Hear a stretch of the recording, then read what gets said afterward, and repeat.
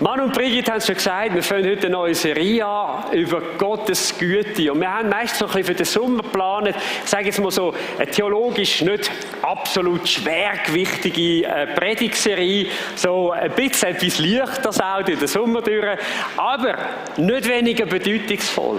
Und ich merke manchmal, dass wir Sachen in unserem Leben können, auch als Christen einfach sagen. Das heisst noch lange nicht, wenn wir etwas sagen, dass es da innen wirklich halt so eine Überzeugung geworden ist. Und ich bete, dass wenn wir über die Güte Gottes nachdenken, in den nächsten Wochen, hey, dass uns die Güte von Gott so was von gross wird, vielleicht wie wir es vorher noch nie gesehen haben. Und kommen wir nächsten Sonntag, Stefan ist am Predigen und macht dann weiter in der Serie. Wenn wir mit einer kleinen Geschichte anfangen, ich bin mit Mitarbeitern am Freunden, bin im Essen gewesen, und einer der Mitarbeiter hat einen Wein bestellt und dann ist der Kellner gekommen, hat den Wein gegeben zum Degustieren und dann fragt der Kellner, und, ist gut? Und dann schaut mein Mitarbeiter den Kellner an und schockiert mich total und sagt, nein, ist nicht gut. Da habe ich gedacht, oh meine Güte, er hat einen Fehler dabei, was ist es? Und es ist so schroff gekommen, und ich dachte, was ist er sauer, dass er nicht gut ist dabei, oder was? Und dann sagt er ist überhaupt nicht gut, er ist sehr gut. Da habe ich gedacht, den muss ich mir merken, den mache ich auch mal. Der ist garantiert, wird der dort im Service ist, vergisst den Tisch nicht. Und es ist immer lustig, du kannst wirklich mit Leuten, die im Service sind, auch wenn sie noch so Stress haben, manchmal kannst du wirklich mit viel Humor wirklich eine coole Zeit auch haben, auch mit den Leuten, die für einen da sind und die einem sogar noch dienen. Nicht gut, sehr gut. Und das Thema für heute Morgen, und die Frage ist natürlich, ja, wie ist das mit der Güte Gottes? Warum ist es denn so wichtig, dass wir über die Güte Gottes Bescheid wissen? Und zwar, schaut, wir alle, wir haben eine Vorstellung von Gott in unserem Herzen. Die ist prägt hoffentlich ein bisschen durch die Bibel. Es ist aber auch prägt für unsere eigenen Erfahrungen, für unsere eigenen Vorstellungen, wie Gott ist. Und schaut, es ist so, wenn wir in unserem Herzen keine tiefe Überzeugung haben, dass Gott ein guter Gott ist, werden wir nie zu einer tiefen, vertrauensvollen Beziehung zu Gott wachsen. Weil du wirst nur dem vertrauen, von dem du weißt, er ist gut. Und auf der anderen Seite, wenn wir wissen und er feststellt, Gott ist ein guter Gott, kann das einer der grössten Booster sein für unser Vertrauen, für unseren Glauben und für unsere Nachfolge von Jesus. Gut, ja, ich bin mal erst noch in Wikipedia ein bisschen schauen, woher kommt denn das Wort Agathos, heisst auf Griechisch, und es bezeichnet eine höhere Qualität, die Wertschätzung findet und entsprechende Emotionen auslöst. Ob eine Person gut ist, erkennt man an ihrem Werk, Ergon. Das heisst, in anderen Worten, hey, Güte bedeutet, wenn du es erlebst, wenn du es siehst, löst es etwas aus bei dir da innen, wo du sagst, wow, hey, so gut. Es ist nicht einfach nur etwas, was im Kopf abläuft, sondern wo da innen im Herzen, in unseren Emotionen etwas bewegt. Und ob du wirklich weißt, dass jemand gut ist oder nicht irgendwie nur ein Blender ist, das siehst du an dem, wie sich jemand verhält und wie jemand auch Sachen macht oder Sachen vollbringt. Und jetzt lesen wir in der Bibel an Dutzenden von Orten, dass Gott ein guter Gott ist. Und die Frage ist, wie kommen wir irgendwo auch in der Predigt am heutigen Morgen zu einer fundierten Überzeugung, dass das überhaupt stimmt? Und ich will den Weg heute Morgen über drei Arten gehen. Das erste ist, ich will mit euch hineinschauen in die Weltgeschichte von Menschen, die Leid und Schmerz erlebt haben. Was war ihr Fazit über Gott? Als zweites möchte ich mit euch dann wirklich auch in die Bibel hineinschauen und eine der zentralsten Aussagen über Gottes Güte anschauen. Und als letztes möchte ich euch so ein bisschen den ultimativen Test in die Hand geben, für euch persönlich auch zum eure persönliche Meinung bilden. Ist Gott gut? Und falls er gut ist, könnte es sogar sein, dass er besser ist, als ich bis jetzt gedacht habe. Was sagen die Menschen zuerst einmal über die Güte von Gott? Und ich werde mal zurückblenden, noch in der Kirchengeschichte. Die Kirchenväter, die müssen etwa die auch mal noch kommen. Der Athanasius von Alexandria, er hat gesagt, Gott ist gut. Oder noch präziser, er ist die Quelle aller Güte. Das heisst, hey, wenn du wissen willst, was wirklich gut ist und nicht irgendwie eine zweitklassige Definition willst oder eine Überlegung willst, dann musst du zu Gott kommen, weil nur dort ist die Quelle von allem Guten. Und ich denke an Martin Luther. Er hat gesagt, das ist echter Glaube, ein lebendiges Vertrauen, und zwar nicht in irgendetwas, sondern in die Güte Gottes. Menschen glauben ja an vieles heutzutage. Die einen glauben an die Ernährung, die anderen glauben an die Umwelt, die anderen glauben an sich selber, die anderen glauben an Politik oder haben aufgehört, Politik zu glauben, wie auch immer. Aber er sagt, hey, ein echter Glaube, das ist ein lebendiges Vertrauen in die Güte von Gott. Das heisst, in anderen Worten, auch wenn du schon an Jesus glaubst, du wirst nur einen tiefen Glauben können entwickeln, wenn er sich basiert auf dieser Aussage, dass Gott ein guter Gott ist. Oder der Charles Dickens, der ist ja bekannt eigentlich nicht als christliche Literatur. Der hat einen Haufen Romane und Geschichten geschrieben. Er war ein ganz armer Bub und ist sehr, sehr arm aufgewachsen. Und als er älter war, hat er ein Zugunglück überlebt, wo 35 Leute gestorben sind. Und es ist interessant, er hat ein Buch geschrieben, Das Leben von unserem Herrn Jesus. Und in dem Buch schreibt er, ich setze mich sehr dafür ein, dass du die Geschichte von Jesus kennst. Jeder Mensch sollte über ihn Bescheid wissen. Niemand hat je gelebt, der so gut, so freundlich, so sanftmütig und über das Unrecht der Menschen so bekümmert war wie er. Und wenn du verheiratet bist, bitte schau jetzt nicht zu deinem Ehepartner und sag Amen, niemand anders. Aber du kannst es denken von mir aus. Aber er zeigt Folgendes auf, hey, auch bei den besten Menschen, die wir kennen, wirst du die Qualität von dieser Güte nie in dieser Vollkommenheit sehen und erleben, wie wenn du Jesus kennenlernst. Das ist gewaltig. So freundlich, so sanftmütig wie Jesus.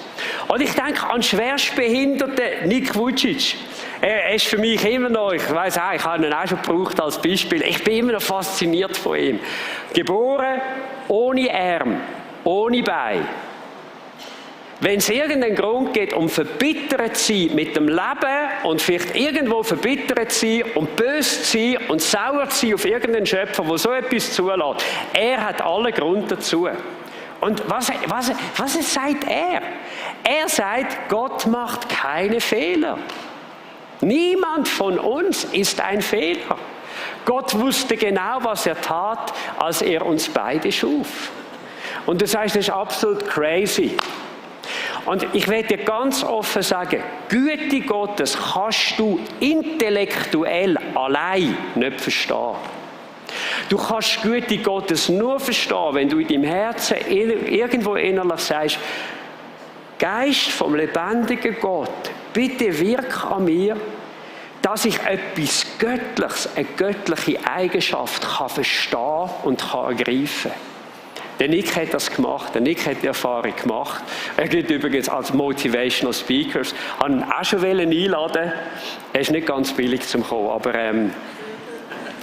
ich finde es wirklich gewaltig. Ich weiss, ich kann nur sagen, Herr, ich hoffe, ich hätte so Gnade, so Statements über das Leben zu machen wie er, wenn es mir so menschlich gesehen, so dreckig wird gehen wie ihm. Was mich wirklich beeindruckt, bei all diesen Menschen, die ich jetzt erzählt habe, und ihren Statements, sie haben nicht einfach, keiner von denen hat einfach ein gutes Life gehabt, ein gutes Leben gehabt. Alle haben enorme Nöte, enorme Schwierigkeiten und enorme Prüfungen in ihrem Leben gehabt, aber ihr Resümee, ihr Lebensfazit über das Wesen, über den Charakter Gottes ist, Gott ist ein guter Gott. Okay. Das ist der erste Weg heute Morgen. Der zweite ist, wenn wir hineinschauen, was die Bibel sagt. Und ich habe gedacht, hey, komm, lasst uns doch lernen von einem der grössten Könige, die Israels Volk Israel je hatte. Und das ist der König David. Er hat den Psalm 103 komponiert, einer von meinen Lieblingspsalmen. Und er sagt ganz am Anfang, lobe den Herrn, meine Seele, und vergiss nicht, was er dir Gutes getan hat. Hey, wir haben vorher darüber nachgedacht, was hast du letzte Woche Gutes erlebt? Nehmt euch nochmals die Zeit und überlegen mal ganz kurz, was ist etwas vom Größten oder etwas vom Besten gewesen, was du in deinem Leben erfahren hast? Lass doch die Nachbarn mal wissen.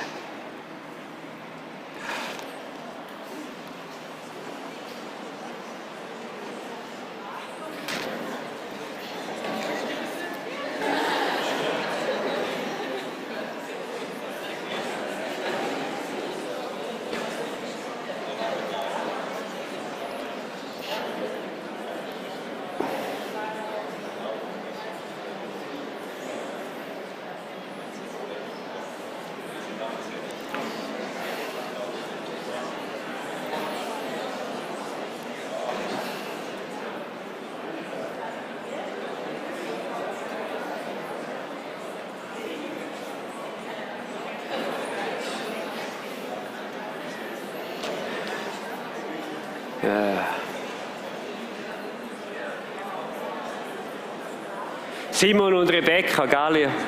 3 Monate ist eure Trauung her, oder 2? Ja, 3. Ich weiss, was er gesagt hat. Nebst Gott, du bist das Beste gewesen, was ich da auf der Erde erlebt habe. Ich weiss nicht, wie eure Geschichten sind, wie eure Geschichten lauten, aber es ist interessant, dass die Bibel uns sagt, vergiss nicht, was Gott dir Gutes getan hat. Ich habe Millennials etwas gelesen. Und zwar, hey, dass die Generation lebt mit der grossen Angst, zu kurz zu kommen. Und aus dieser Angst heraus, dass viele sich nicht festlegen, weil sie ja nicht wissen, hey, vielleicht kommt noch mal etwas Besseres, eine bessere Option. Und eigentlich lebt die Generation oder viele aus dieser Generation mit einem Durchstress, weil du nie weisst, könnte ich etwas verpassen oder könnte ich zu kurz kommen in meinem Leben. Und es ist interessant, hey, wenn wir dann den Psalm anschauen, hey, dann sehen wir, hey, die Bibel hat für uns eigentlich ganz einen anderen Approach. Und sie sagt, weißt du was, wenn du anfängst, über die Güte Gottes in deinem Leben nachzudenken, dann siehst du dein Leben nicht mehr aus einem Defizit heraus, sondern du siehst dein Leben aus einer Perspektive vom Überfluss. Und du weißt, dass der Gott, der in der Vergangenheit dir Gutes getan hat, weil sich der ja nicht ändert, dass der Gott dir auch wird Gutes tun in der Zukunft. Und das ist so etwas, was dermaßen eigentlich von dem Stress befreit in unserem Leben. Weißt du, das heisst sogar, du kannst sogar die falschen Entscheidungen treffen. Gott wird nicht aufhören, mit seiner Güte in deinem Leben wirksam zu sein. Wow! Hey, wie cool ist denn das? Und ich kann sagen, hey, ich will zu diesen Menschen gehören auf dieser Welt, die nicht mit einem Defizit denken, das Leben geht, sondern mit einem Überfluss denken. Sagst du, ja, woher? Bist du Prosperity Gospel? Nein, bin ich nicht. Aber ich glaube an Prosperität im Sinn vom Wohlergehen in unseren Herzen. Da glaube ich und da kämpfe ich dafür. Und Christen, die da dagegen sind, liebe Leute, lesen wir Psalm 23, 1. Da heißt drinnen, der Herr ist mein Hirte. Mir fehlt so viel. Hey, ich glaube, das ist, ich sage jetzt, ein geistliches Wohlstandsdenken. Das ist ein Denken, das sagt, hey, ich gehe in das Leben hinein, wenn ich mein Leben Gott angegeben habe. Gott gibt mir alles, was ich brauche. Und wenn ich gewisse Sachen noch brauche und noch nicht habe, ich weiss, it's in store for me. Gott hat es für mich bereit. Und weißt du, es ist ein riesiger Unterschied, wie du lebst und wie du denkst. Ich habe gesagt, ich will, dass mein Denken von dem guten Wort von der Bibel geprägt ist. Empfinde ich etwa die anders? Jawohl. Aber ich habe einen Entschluss getroffen in meinem Leben. Hey, ich will mein Leben nicht in erster Linie auf meine Wahrnehmung vom Leben bauen, sondern auf das, was da in dieser Bibel drin steht, weil sie zuverlässig ist. Komm, dann gehen wir weiter noch in dem Psalm 103. Er sagt nämlich, hey, ich will, dass du nachdenkst, was er dir alles Gutes hat gegeben. Und dann heißt es im Psalm 103, Vers 3, vielleicht können wir ja die Verse miteinander laut lesen. Der dir alle deine Sünde vergibt und heilt alle deine Gebrechen. Wer von euch hat Sachen in seinem Leben, die er bereut, dass er sie gemacht hat? Das ist gut. Alle anderen sind nicht ehrlich. Nein, ist gut. Schaut, wir alle haben Regrets. Ich habe gedacht, wo der Robbie Williams vor ein paar Jahren mit seinem Lied rauskam, No Regrets, habe ich gedacht, das ist das, was wir uns wünschen würden, was aber nicht die Realität ist vom Leben. No Regrets. Wir haben alle Sachen. Und was machen wir damit? Schaut, Menschen versuchen es auf dieser Welt zu verdrängen, zu vergessen, irgendwo hinter sich zu lassen. Und Gott sagt, du kannst alles machen, kannst alles versuchen. Du kannst dein Leben lang gegen kämpfen, gegen das Empfinden, ich habe dort versagt, ich habe das nicht richtig gemacht. Und du kannst einen Weg gehen, der dich frei macht. Und das heisst, dass zu einem Gott zu kommen, der dir alle deine Sünden vergibt. Und zwar alle.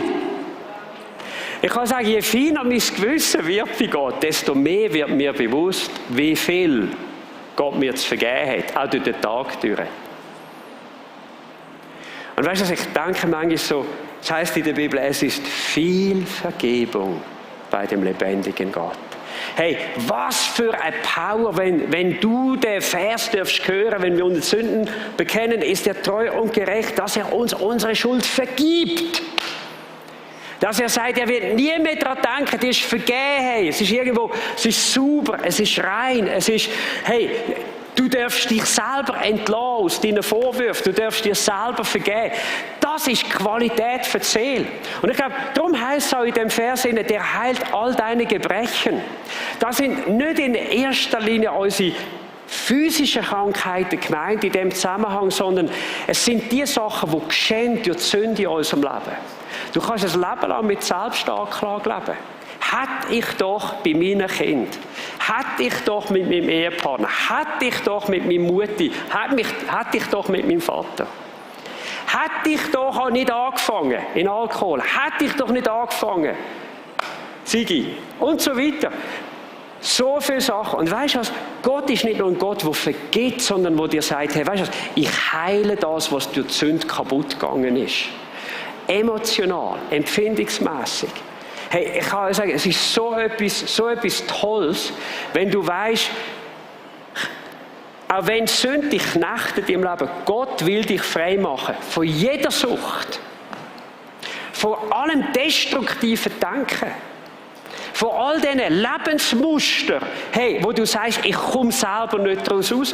Jesus hat gesagt, wer bleibt an mir und an meinem Wort, der wird wirklich frei werden. Er wird die Wahrheit erkennen und er wird frei werden davon. Denke an den jungen Mann, der gekommen ist, vor 3 Wochen sein Leben da Jesus einfach gegeben hat. Er hat gesagt, Matthias, ich habe angefangen zu beten, hey. Ich habe angefangen zu beten und mein Vertrauen Gott schenken. Ich hoffe, es funktioniert. Aber seit ich angefangen habe, das zu machen, ich nehme keine Drogen mehr und du willst nicht wissen, wie ich vorher gelebt habe. Und innerhalb von einer Woche ist der Change da gewesen. Gott macht frei. Er heilt die Gebrechen, er heilt die Sachen, die negativ und destruktiv sind in uns. Und dann heißt der dein Leben vom Verderben erlöst. Ach komm, wir lassen ja am Laut miteinander, haben wir gesagt. Gell? Der dein Leben vom Verderben erlöst, der dich krönt mit Gnade und Barmherzigkeit. Hey, weißt du was, ich sehe krönte Leute heute Morgen. Menschen mit der Krone auf ihrem Kopf. Weißt du, der Teufel will dir so oft sagen, hey, du bist irgendwo Second Class, aber Gott sagt, er krönt dich mit seiner Gnade und seiner Barmherzigkeit. Weißt du, es bedeutet, hey, Jesus ist nicht nur gekommen, um uns unsere Sünden zu vergeben und unser Leben zu verändern. Weißt du, er ist gekommen, um unser Leben wirklich wertvoll, kostbar zu machen. Er ist gekommen, dass unser Leben dass unser Leben überströmen von seiner Gnade und seiner Barmherzigkeit. Ich habe heute irgendwo das Highlight an dem heutigen Sonntag für mich. Ich bin letzten Sonntag angefahren worden von einem Autofahrer. Ich war auf dem Velostreifen und die Person ist rechts in mich reingefahren. Ich bin gestürzt, Ambulanz, Polizei, alles war dort gewesen. Und ich habe eine riesige Bewahrung erlebt. Ich habe nur ein paar Schrammen im Gesicht. Also die hier im Gesicht sind nicht von meiner Frau, die sind vom Unfall. Und auch die Knie und so. Alles von dem Unfall. Und ich habe für die Fahrerin, ich habe nicht einen Moment Groll empfunden. Ich habe nur gesehen, der Person tut es von Herzen leid. Am Schluss, wir können reden miteinander, nachdem das ganze Verhör durch war und so weiter. Ich habe gar nicht gewusst, dass es ist mit ihnen. Wir müssen sie über ihre Rechte belehren, sie haben die Möglichkeit zu schweigen und so weiter. Ich habe gemeint, das sei Hollywood, aber es ist auch in der Schweiz so anscheinend. Also, all diese Sachen ausgefüllt und am Schluss sehe ich, ist sie dort und hat wirklich fast Tränen in den Augen. Und ich sage ihnen, hören Sie, das kann jedem passieren. Ich habe keinen Groll, ich habe keine Wut, gar nichts. Schauen Sie, es hätte ja viel schlimmer können ausgehen. Die Blessuren, die sind in ein paar Wochen vorbei und geheilt. Das ist doch die Bewahrung von Gott gewesen.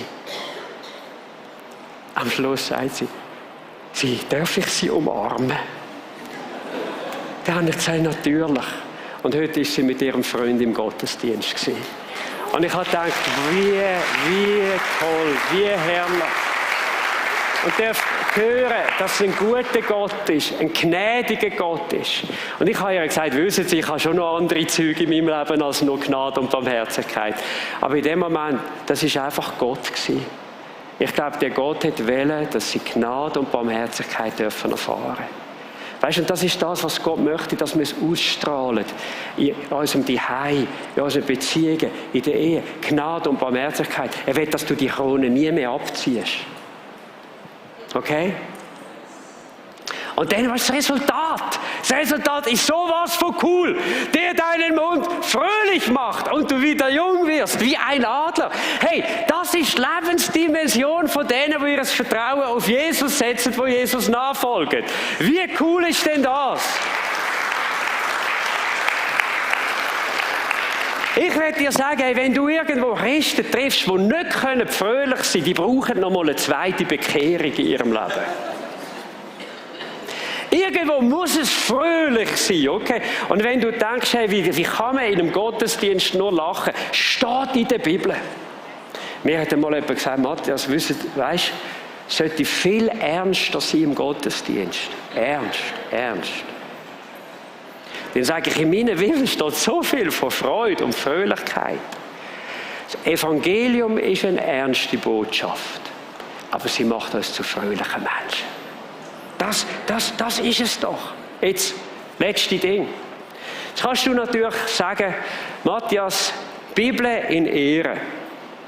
Aber weißt du, es gibt doch so etwas in jedem Menschen, wo er irgendwo wette, dass Gott doch ein guter Gott ist. Es könnte doch auch sein, dass all die Sachen, die da stehen in der Bibel über Güte Gottes, dass die ein Bild sind von Menschen, die sich überlegt haben, wie fabrizieren wir ein Bild von einem guten Gott und dann schreiben wir es auf. Faire Frage, faire Feststellung. Und ich werde in den letzten Moment jetzt uns heute Morgen einfach noch meines Erachtens der absolute, gewaltigste, grösste Beweis über die Güte von Gott einfach in die Mitte legen. Und das ist, dass Jesus für uns am Kreuz gestorben ist. Und ich will das einleiten, ich will uns ein bisschen anführen an die Botschaft, vielleicht auf einen Weg, wie wir es nicht viel gehen. Ich kann mich gut erinnern, wo ein junger Mann erzählt hat, er hat gesagt, weisst du, Matthias, ich habe eines der schönsten und eines der schmerzlichsten Erlebnisse hinter mir und das ist Folgendes. Bei meiner Geburt ist meine Mutter gestorben. Und das ist extrem schmerzlich für mich eigentlich aus 2 Gründen. Und der erste Grund ist der, ich habe natürlich meine Mami, ich habe sie nie mehr kennengelernt. Und der zweite Grund ist der, also ein bisschen das Empfinden, dass ich irgendwo in meinem Leben vielleicht schuld bin am Tod von meiner Mutter.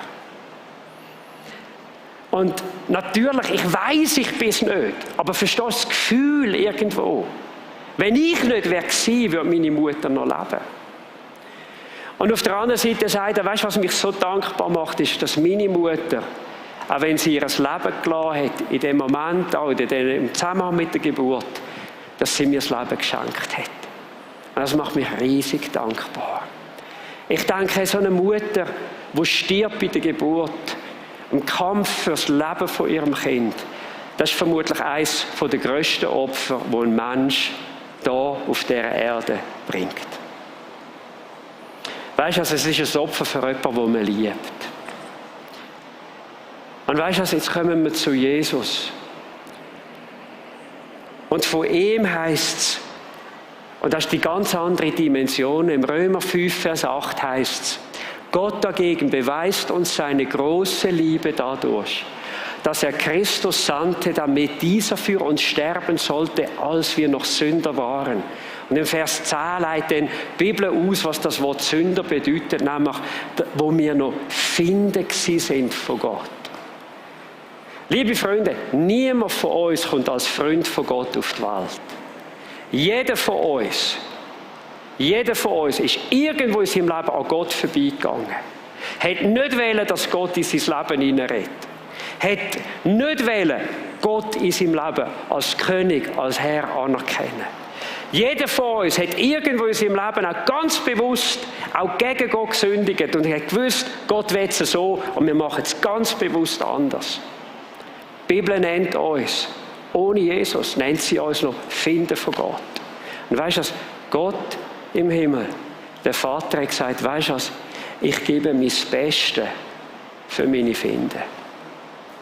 Das wäre etwa so, wie wenn die Ukrainer würden anfangen, in dem Moment, in diesen Tagen, wo wir drinnen leben, den Russen nur noch gut zu erweisen. Du würdest sagen, das ist absolut crazy, das Letzte, was du machst. Aber so ist die Liebe von Gott. Weißt du, wir hätten sie nicht verdient. Wir alle haben dem himmlischen Vater Kummer gemacht. Wir alle haben seiner Güte misstraut. Wir alle haben gemeint, wir wissen es besser ohne ihn. Wir alle haben Entscheidungen getroffen, wo wir unser Leben in die eigene Hand genommen haben und nicht unser Leben wirklich auf seine Worte bauen haben. Und weißt du was? Er sagt, hey, ich bin nicht gekommen, um zu verdammen, ich bin gekommen, um zu retten. Das ist die Liebe von Gott. Jesus lässt sein Leben nicht für die Menschen, die er nur liebt, sondern wo seine Finden sind. Und liebe Freunde, das ist etwas, was mich tief in meinem Leben einfach auch berührt hat. Den Jesus gesehen, dort am Kreuz, durchbohrt von den Nägeln, geisselt mit den ganzen Schmerzen, die er hatte.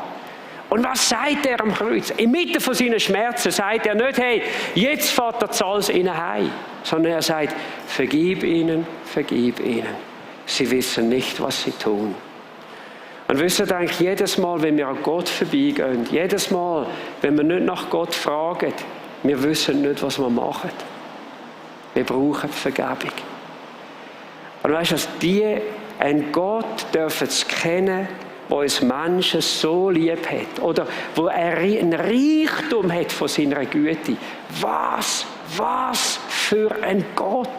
Was für ein Gott! Ich habe 2 Semester lang Weltreligionen gehabt. Und jede hat seine Berechtigung. Aber liebe Freunde, ich habe in keiner Weltreligion nur annähernd einen Gott gefunden, der uns Menschen so liebt, auch wenn wir ihm Kummer gemacht haben und noch einen Weg für uns gemacht hat, um Vergebung, Versöhnung mit ihm zu erleben, wie Jesus. Kein anderer. Meine Frage an dich heute Morgen ist, was machst du mit der Güte von Gott? Hey, vielleicht bist du schon lange mit Jesus, gläubig an Jesus. Aber da sind vielleicht durch dein Leben, durch das Erlebnis, das du hast, immer wieder so Empfindungen vom Zweifel. ist Gott wirklich gut auch zu mir. Und ich will dich heute Morgen wirklich einladen. Schau nicht auf deine Umstände. Schau nicht, ich sage so, misstrau der Interpretation von deinem Leben. Und setz dein Vertrauen auf die Aussagen von Menschen, die dir vorausgegangen sind. Setz dein Vertrauen doch auf Aussagen von Menschen, die Gott persönlich kennt haben. Die geprüft worden sind in ihrem Leben im Glauben.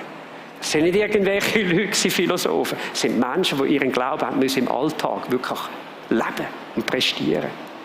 Und vertrau doch dem grössten Zeichen, das Jesus uns gegeben hat am Kreuz von Golgatha, und uns seine Liebe erwiesen hat. Hey, vielleicht bist du da heute Morgen und du hast dein Leben noch nie dem Jesus anvertraut. Ich werde mit einem Bild schliessen, das mich irgendwo auch so bewegt hat. Es kommt mir vor, als würde Jesus heute Morgen so einfach dir seine beiden Hände entgegenstrecken und sagen, hey, willst du nicht einschlagen? Willst du mir nicht dein Leben anvertrauen? Willst du nicht zu mir kommen und meiner Güte vertrauen? Und weißt du, was Schöne ist, wenn wir das machen, Gott kommt sofort und beantwortet das Gebet. Vergebt uns unsere Sünden, fangt an, unser Leben zu heilen. Und wir dürfen ihm nachfolgen, wir dürfen in dem Vertrauen, dem tiefen Vertrauen auf ihn anfangen, unser Leben leben und das Leben zu gestalten. Das Resultat haben wir angeschaut. Das ist Freude. Das ist eine riesige Freude. Aber es geht nicht ohne die Entscheidung. Können wir noch beten miteinander? Jesus, wir kommen heute Morgen wirklich im Gebet zu dir. Und Jesus, ich bete ganz gezielt für Menschen, die dich vielleicht schon lange kennen. Aber da immer wieder vielleicht auch die Zweifel oder das an dem nagen. Oder wo vielleicht deine Güte in dieser Grösse, in diesem Reichtum gar noch nie irgendwo so erlebt haben oder auch erkannt haben. Und ich bitte dich, komm, Geist Gottes. Komm, Geist Gottes. Komm ihnen zu Hilfe, dass sie ihren Glauben nicht auf ihre Gefühle, nicht auf ihre Erlebnisse, sondern wirklich auf dein Wort und die Wahrheit einfach stellen. Dass sie in ein tiefes Vertrauen zu dir kommen, dass du ein guter Gott bist, dass deine Wege gut sind, dass deine Pläne gut sind, dass du im grössten Chaos noch Gutes kannst bewirken und kannst tun. Und Jesus, ich bete für die Menschen, die da sind, die vielleicht noch nie etwas von deiner Güte gehört haben. Die vielleicht da sind, die sagen, ja, was mache ich jetzt? Die Bibel sagt, dass das Güte von Gott uns zu einer Umkehr zu Jesus leitet. Und weißt du was, ich will dich einladen, während wir einfach auch so unsere Augen geschlossen haben vor Gott, willst du nicht heute Morgen dein Leben in die Hand von Jesus legen? Willst du nicht anfangen mit Jesus zu leben? Willst du ihn einladen, dass er dir deine Sünden vergibt?